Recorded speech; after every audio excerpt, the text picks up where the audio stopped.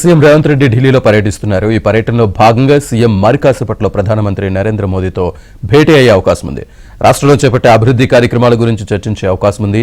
Regional ring road, హైదరాబాద్లో metro రైలు విస్తరణతో పాటు pending ప్రాజెక్టుల నిధుల విడుదల కోరనున్నట్లు తెలుస్తోంది.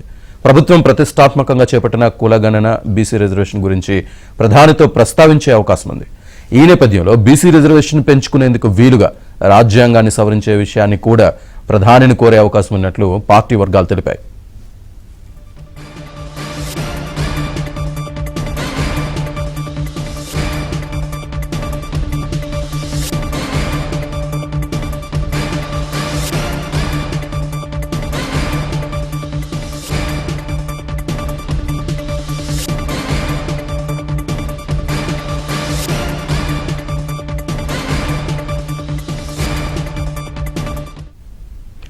తెలంగాణ సీఎం రేవంత్ రెడ్డి ఢిల్లీలో పర్యటిస్తున్నారు. ఈ పర్యటనలో భాగంగా సీఎం మరి కాసేపట్లో ప్రధానమంత్రి నరేంద్ర మోదీతో భేటీ అయ్యే అవకాశం ఉంది.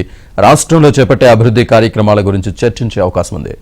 రీజనల్ రింగ్ రోడ్, హైదరాబాద్లో మెట్రో రైలు విస్తరణతో పాటు పెండింగ్ ప్రాజెక్టుల నిధుల విడుదల కోరనున్నట్టు తెలుస్తోంది. ప్రభుత్వం ప్రతిష్టాత్మకంగా చేపట్టిన కులగణన, బీసీ రిజర్వేషన్ గురించి ప్రధానితో ప్రస్తావించే అవకాశం ఉంది. ఈ నేపథ్యంలో బీసీ రిజర్వేషన్ పెంచుకునేందుకు వీలుగా రాజ్యాంగాన్ని సవరించే విషయాన్ని కూడా ప్రధానిని కోరే అవకాశం ఉన్నట్లు పార్టీ వర్గాలు తెలిపాయి. ఈ అంశానికి సంబంధించి పూర్తి సమాచారాన్ని మా కరెస్పాండెంట్ సతీష్ అందిస్తారు ఢిల్లీ నుంచి. సతీష్.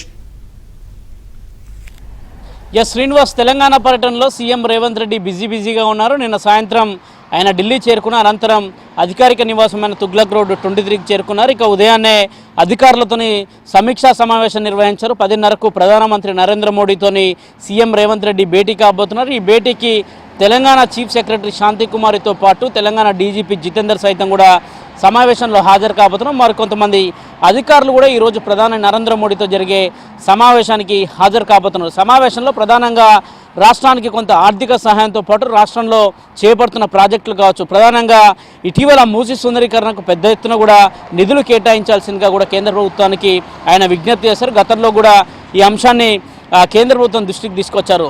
సీఎం అయిన తర్వాతకి మూడోసారి ప్రధాని నరేంద్ర మోడీతోని సీఎం రేవంత్ రెడ్డి భేటీ అవుతున్నారు. ప్రధానంగా మూసీ సుందరీకరణతో పాటు RRRకు సంబంధించిన రింగ్ రోడ్, రీజనల్ రింగ్ రోడ్కి సంబంధించిన అంశాన్ని కూడా ప్రధాని దృష్టికి తీసుకెళ్లబోతున్నారు. రింగ్ రోడ్ని ఏ విధంగా డెవలప్ చేయాలి, ఏ విధంగా హైదరాబాద్ నగరాన్ని మరింత అభివృద్ధి పదంలోకి తీసుకెళ్తే ఏ విధంగా దానికి రీజనల్ రింగ్ రోడ్ దోహదపడుతున్న అంశాన్ని కూడా వారితో చర్చించబోతున్నారు. ప్రధానంగా ఇక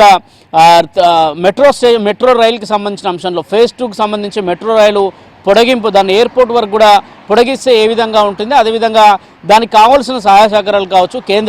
గతంలో కేంద్ర మంత్రి హర్దీప్ సింగ్ పూరిని సైతం కూడా పట్టణాభివృద్ధి శాఖ మంత్రిని కలిసిన సందర్భం కూడా ఇదే అంశాన్ని చర్చించారు. అదే అంశాన్ని మరోసారి ప్రధాని మోడీ ముందు ఉంచబోతున్నారు. ఇక ఎస్ఎల్బీసీకి సంబంధించి ఇటీవల ఎస్ఎల్బీసీలో ప్రమాదం చోటు చేసుకుంది. 8 మంది కార్మికులు కూడా ఎస్ఎల్బీసీ ప్రమాదంలో చిక్కుకొని ఉన్నారు. వారికి ఆచూకీ ఇప్పటివరకు కూడా లభ్యం కాలేదు. ఒకవైపు నిరంతరం వారిని బయటికి తీసే కార్యక్రమం జరుగుతున్నప్పటికీ కూడా ఇటీవల ప్రధాని మోదీ సీఎం రేవంత్ రెడ్డికి ఒక ఫోన్ కాల్ చేసి ఎస్ఎల్బీసీలో జరిగిన పరిణామాలను కూడా తెలుసుకోవడంతో పాటు కొంత ఆయన కూడా కేంద్ర సహాయం అందిస్తామని కూడా చెప్పిన నేపథ్యం. ఇక ఎస్ఎల్బీసీలో జరుగుతున్న పనులు కావచ్చు, అక్కడ జరిగిన నష్టం కావచ్చు, ఇదే అంశాన్ని కూడా ప్రధాని మోడీతో కూడా వివరించబోతున్నారు. ప్రధానంగా ఇక బీసీ కులగణన అంశానికి వస్తాం. మాత్రం బీసీ కులగణనకి ఇప్పటికే అసెంబ్లీలో కూడా దానిపైన కులగణన పైన చర్చించడం జరిగింది. దానికి కేంద్ర ప్రభుత్వం అధికారికంగా పార్లమెంట్లో చట్టం చేసి బీసీ రిజర్వేషన్ అమలు చేయాల్సి ఉంటుంది. ఖచ్చితంగా దానికి సంబంధించిన అంశంలో కూడా ప్రధాని మోదీతో కూడా చర్చించబోతున్నారు. ఇక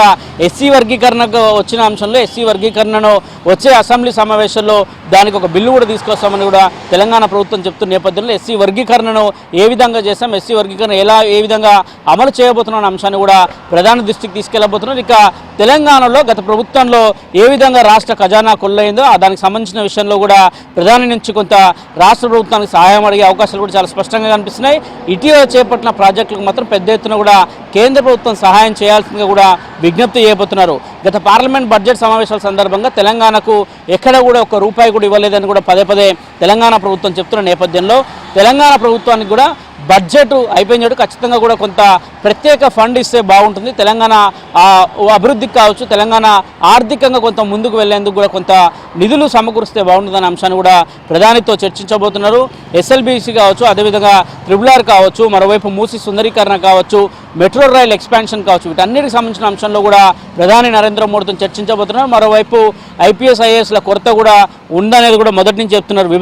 విభజన చట్టంలో అనేక అంశాలు కూడా ఇప్పటికీ పెండింగ్ ఉన్నాయి. గతంలో కూడా 2 రాష్ట్రాల చీఫ్ సెక్రటరీలతో ఒక సమావేశం జరిగింది. ఆ సమావేశం సందర్భంగా కూడా కొంత కొలిక్కి వచ్చినప్పటికి కూడా అప్పులకు సంబంధించిన అంశం కావచ్చు, అదేవిధంగా విభజనలో షెడ్యూల్ 13 కావచ్చు, ఇతర సంస్థల విభజన కావచ్చు, వాటిలో ఇంకా స్పష్టత రాలేదు. వాటికి సంబంధించిన అంశాన్ని కూడా కేంద్రం ముందు ఉంచబోతున్నారు.